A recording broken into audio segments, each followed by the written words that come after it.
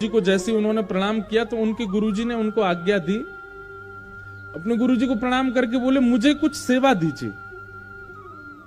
इधर देखो सब लोग ध्यान से सुनो।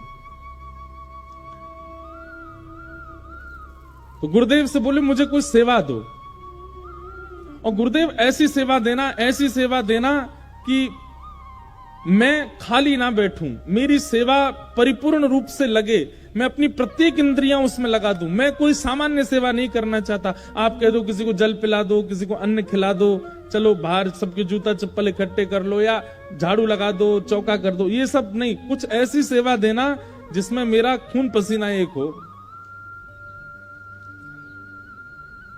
कह तो दिया इतना गुरुजी से, तो गुरुजी ने भी आज्ञा दी, हमारे गौड़िया वैष्णव परंपरा के जितने संस्कृत साहित्य है सबको याद करो, जाओ। वो बेचारे शिष्य जो थे घबरा गए, क्यों? उन्होंने संस्कृत कभी पढ़ी नहीं, आ ई कभी पढ़ा ही नहीं था। उम्र हो गई थी उनकी 55 के आसपास। अब वो मन में विचार करने लगे ये तो मैं गलत फंस गया। गुरुजी से मैंने कही ऐसी सेवा दो, ऐसी सेवा दो। अब मुझे क्या पता था कि ये इतनी खतरनाक सेवा देंगे। अब मैं कैसे पढ़ूंगा? मुझे तो अक्षर भी पढ़ने नहीं आते।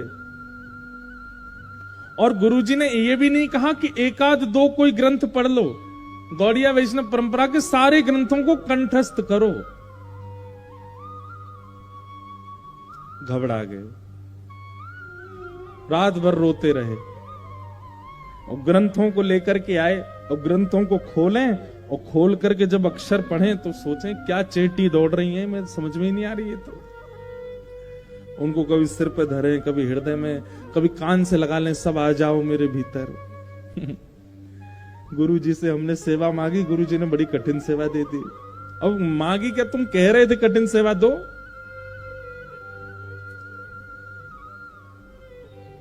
तीन दिन में इतने परेशान हो गए, जब कुछ राह समझ में नहीं। एक गुरुजी के पास भी गए कि गुरुजी हमें पढ़ा दीजिए। क्या पढ़ना है? बोले संस्कृत साहित्य पढ़ना है। बोले संस्कृत साहित्य से पहले हिंदी वर्णमाला सुनाओ, आ ई ई उ ऊ ये सब सुनाओ। बोले ये तो हमको आती नहीं। बोले भैया तुमको अगर हम अभी से हिंदी पढ़ाना शुरू करेंगे,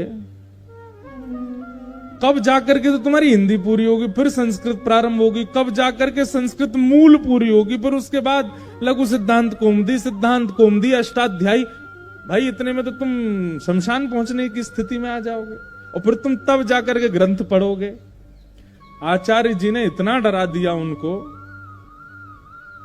बोले मुझसे अपराध हो गया। गुरुजी के चरणों में जाकर के बस कह देना था जो सेवा हो दे दो, लेकिन मैंने जबरदस्ती गुरुजी से कहा कि एक विशेष सेवा दो, और एक तो कह करके सेवा मांगी, ऊपर से उस सेवा का निर्वहन नहीं कर पा रहा मैं। धिक्कार है मुझे। अब इसी चिंता में रहते हैं कि मैं किस मुंह से गुरुजी के सामने जाऊं। और एक वैष्णव के लिए सबसे बड़ी बात है कि गुरु आज्ञा गरीयसी, गुरु की आज्ञा का पालन हो। अंत में उन्होंने एक ही रास्ता उनको दिखाई दिया कि मैं अपने प्राणों का त्याग कर दूं, अब मुझे जीवित नहीं रहना चाहिए। और प्राणों की त्याग से पहले उनके मन में आया एक बार गिरिराज जी की परिक्रमा तो लगा चलूं, एक बार तीर्थ दर्शन तो कर लूं, अब प्राण त्यागने हैं मुझे। अपने गुरु जी को प्रणाम किया, गिरिराज जी को। और गिरिराज जी की परिक्रमा भी कैसे? जहां उनको याद आता कि गुरु इच्छा पूरी नहीं करी, गुरु आज्ञा वहीं गिर जाते और वहीं रज से लिपट जाते। हे वृंदावन मुझ पर कृपा करना, मैं फिर से जन्म लूं और अब की बार बचपन से अध्ययन करूं। कभी शिलाओं को पकड़ करके रोते, कभी वृक्षों को पकड़ करके रोते, कोई ब्रजवासी मिल जाता उसके चरण पकड़ के रोते, आप आशीर्वाद दो अगला जन्म मेरा ब्रज में हो। इतने भावुक होकर के रुदन करने लगे। अंत में अपनी परिक्रमा पूरी करके जैसी मानसी गंगा उनको दिखी, तो मानसी गंगा में आचमन करके कहा, हे मानसी गंगा मैया, मैं आप में ही डूब जाता हूं। आप कोई नेत्र नाक कान सब जगह प्रविष्ट होकर के मेरे प्राण आप में ही चले जाएंगे, तो कम से कम अंते यामति सागति के भाव से मेरा ब्रज में जन्म तो हो जाएगा। जैसे ही मानसी गंगा में कूदे, इतने में ही तप्त कांचन गौरांगी, श्री किशोरी जी उनको गोद में लेकर के प्रकट हो गए और उनको बाहर व्यवस्थित कर दिया। नेत्र खोल करके देखा, आहा, गौर वर्ण, मृग जैसे नेत्र, सुंदर घुंघराले केश, नील निचोलिनी पहनी है। उनको देखते ही मानो रोम रोम किशोरी जी का नाम रटने लगा। चरणों में नतमस्तक हो गए वो महापुरुष। बोले, आप निश्चित ही हमारी वृषभानु नंदिनी हैं। किशोरी जी बोली, आप आत्मदाह क्यों कर रहे हैं? पूरी बात बताई। बोले, मैंने गुरुजी से जबरदस्ती हट करके इतनी महंगी सेवा मांग ली और अब मैं पूरी नहीं कर पा रहा, क्या करूं? अब मैं फिर से जन्म लूंगा, अब तो मेरी आयु भी 55 वर्ष के आसपास हो, अब कहां पढ़ पाऊंगा मैं, और मुझे सारे ग्रंथ साहित्य कैसे याद होंगे इतनी जल्दी? हे किशोरी जी, अब मैं प्राण त्याग देता हूं, आपके दर्शन भी हो गए बस मुझे, अब मैं प्राण त्याग करके पुनर्जन्म लेके और फिर से सारा साहित्य पढ़ूंगा। किशोरी जी बोली, मतलब हमारे दर्शन के बाद भी तुम्हारी इच्छा है कि गुरु आज्ञा पूरी हो? सामान्य व्यक्ति होता तो वो सोच लेता गुरु आज्ञा कोने में रख दो भाई, किशोरी जी मिल गई, अब क्या करना हमको।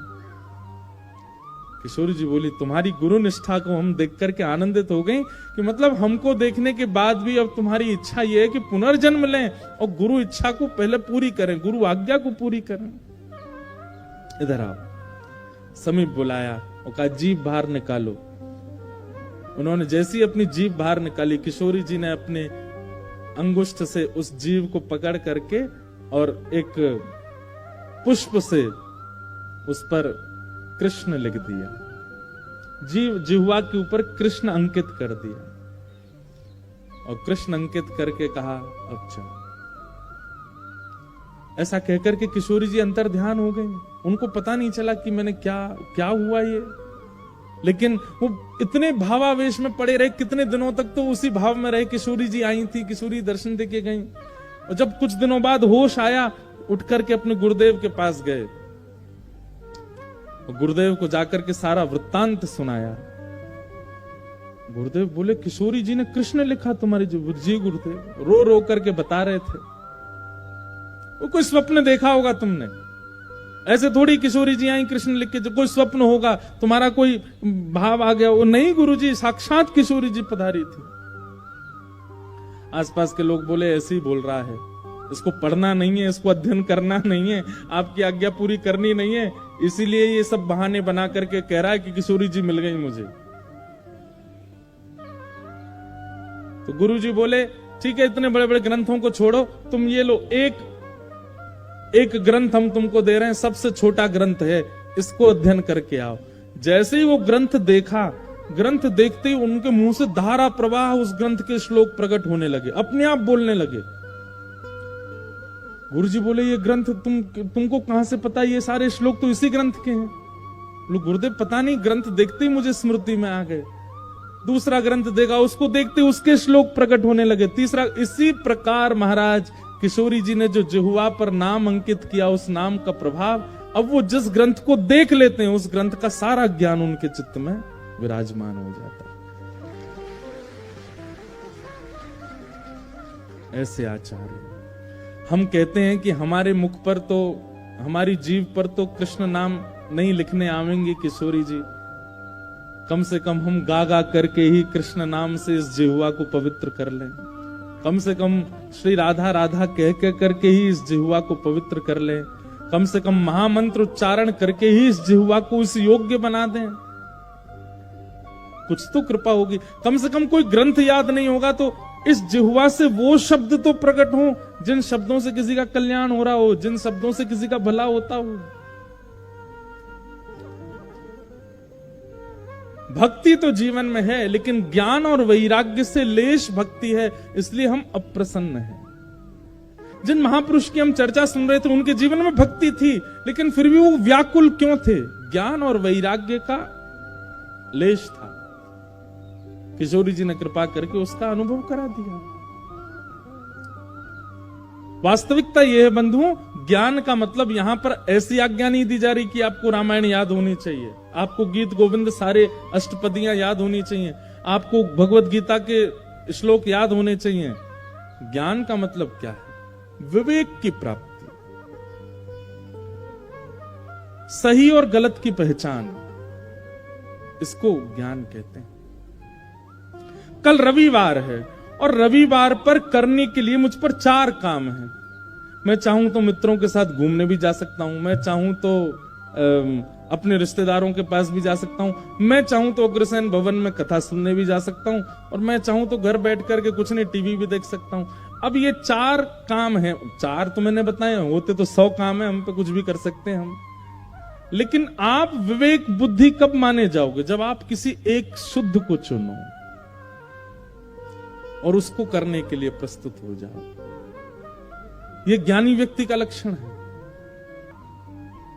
उसके पास करने के लिए बहुत प्रकार से साधन हैं, लेकिन वो ऐसा साधन चुने जिस साधन से उसका एक नवीन निर्माण होता हो, एक शुद्ध निर्माण होता हो। हमारे चुनने को, हमारे निर्णय को ज्ञान कहते हैं।